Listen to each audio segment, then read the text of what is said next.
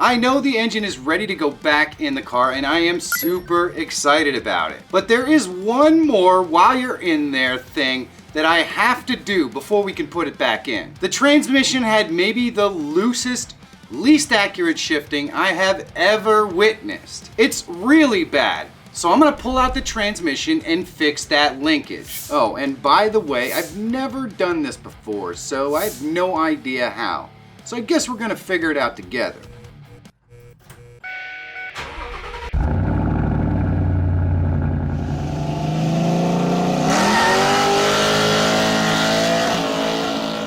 To remove the transmission, once of course it's disconnected from the engine, it's just 2 bolts that hold on the transmission mount underneath the car. Now I have the transmission held up by a floor jack, and I remove these 2 bolts, and the transmission will come down.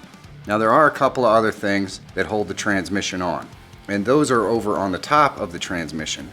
Really, it's just a rubber bushing that connects to an L bracket. And here what I'm trying to do is take the nut off of that L bracket so that I can go ahead and remove that last piece. This is actually part of that linkage system that is so bad in the car. This bolt was so horribly rusted that I ended up having to basically grind it off. Now the only other thing that holds the transmission on is the flex disc to the drive shaft. This shifter linkage right here was incredibly bad and needed to be repaired. And all the parts are in on that.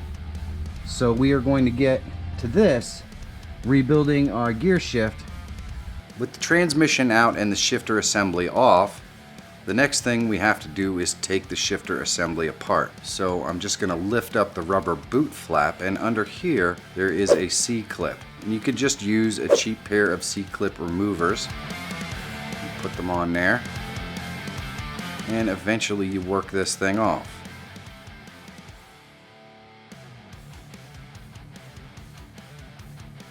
Underneath the C-clip there's a metal collar and then a spring that holds the ball down against another piece at the bottom, which is just like a plastic funnel. And I'll show you that piece when we start putting it back together. Removing the C-clip allows you to go ahead and pull the entire shifter arm out. Then all I had to do was remove this electrical attachment from the shifter boot, and I believe this electrical attachment tells the car when we actually have the transmission in reverse. The next thing I did was just strip this down completely and clean everything up. I used a degreaser to get all the grease and grime and everything out of here so we could actually get a look at what the part looks like. And then eventually I did remove the rubber sound deadening from this. And once I did that, you could kind of see that our piece has some rust to it, but overall it doesn't look too terribly bad. When I'm done with it, it's gonna look brand new. So I took a wire brush to it and cleaned off all the extra scaly rust and everything else.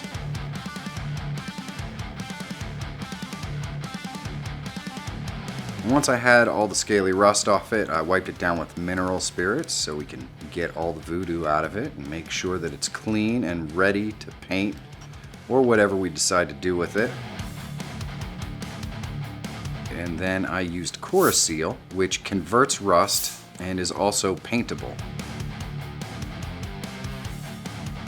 So once I had all the rust converted, I just sprayed these up with a fresh coat of black paint and had it looking completely brand new, and it's time to put it back together.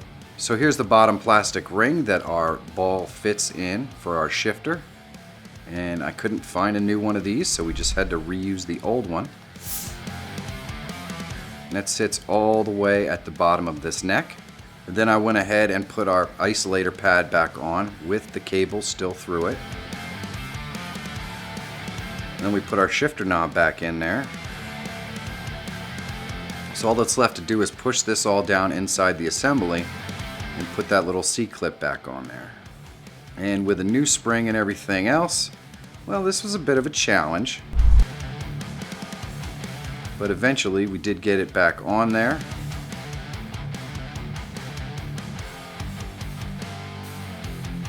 And we can flip it over and put our shift rod on there. And the shift rod just pushes through. We used brand new bushings on either side to go ahead and fit this in. And then that's just held on by these little clips on the end. And you can just use a screwdriver to push those on there. So the plastic washers on either end of this are really all you need to replace. Assuming that the rod is not all wallered out on the inside, so that you have all kind of play. Generally speaking, as long as the rod doesn't have any play in the hoop, you can just put it in there with those plastic washers, and it is very tight and it works perfectly well. Here I ended up having to use a little bit of hammer persuasion to get the clip on, and once we did, this thing seems like it's going to work perfectly. But we got to get everything back together before we really know for sure. We certainly don't want to mount this to a filthy transmission, so I use water and degreaser and all kinds of cleaning solution to go ahead and spend some time to get this transmission looking much better.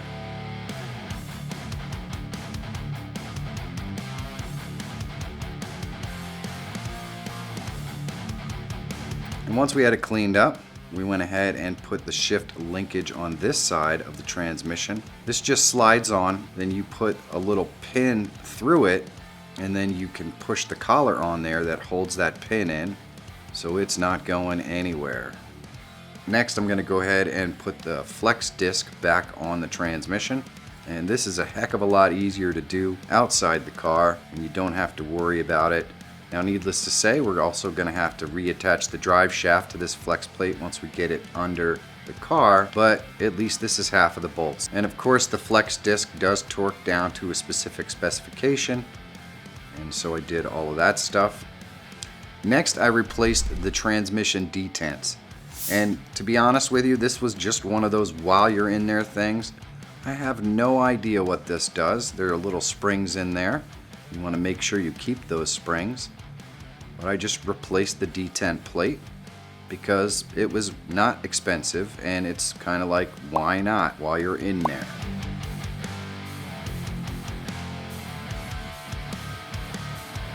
Now we're getting to the part of the linkage in the transmission that was probably causing our sloppy shifting. And that is these little bushings that hold the shifter assembly to the transmission. The old ones were just all beat up and super loose. So these new ones have brand new bushings in them and everything, so they go on really tight, and they hold the transmission shifter assembly to the transmission really tight so it doesn't move around and flop everywhere. So this is just held on by these two bolts that go right into the transmission housing, and of course those have bushings in them, and then you can see the bushings on the top of it, and those just go ahead and screw right into the transmission assembly. And I had to pull one of them off so I could put the transmission link on here like that, and then there's those same plastic washers, and the clip just goes on, and then we'll put it back on here.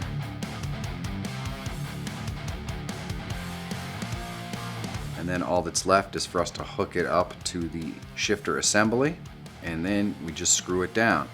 So you can see how the bushings allow this to move around pretty freely, but it was moving way too freely before and making the shifter seem extremely sloppy. So once you tighten these up, it doesn't really move around all that much, and the shifter feels like it's absolutely 100% brand new.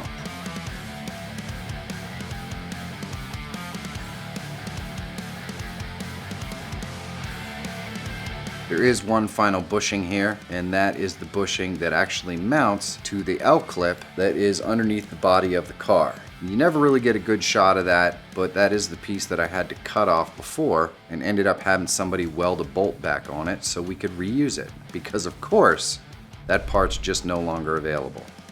And this little rubber bushing was a real bear to get in here. You just kind of have to pinch it and pinch it and pinch it until you can finally push it through the hole. But eventually, we did get it pushed into that hole and ready to go. So now the whole entire transmission is ready to go back into the car. Now at the time I was remounting this transmission, I was having some significant shoulder problems. So I called my brother up and asked him if he'd come by and help me to push this thing in there.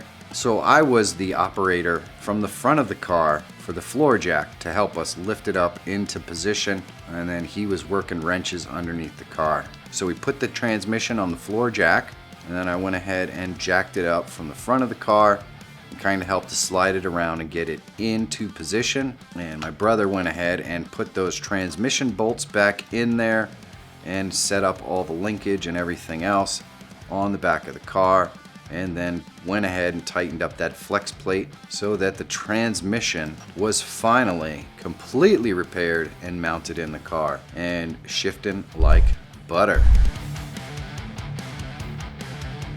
The shifter really works well now. I can't wait to be rowing through the gears on this thing. Just gotta get the engine in this beast now. Why would I spend this much time and money on an old 733 that's not worth anything? It can only be for the love of cars. And if a moron like me can figure this stuff out, I know you can too. So find that ride that you always wanted that maybe needs a little work and put it back on the road. It really is pretty rewarding. And I'll see you guys in the next one.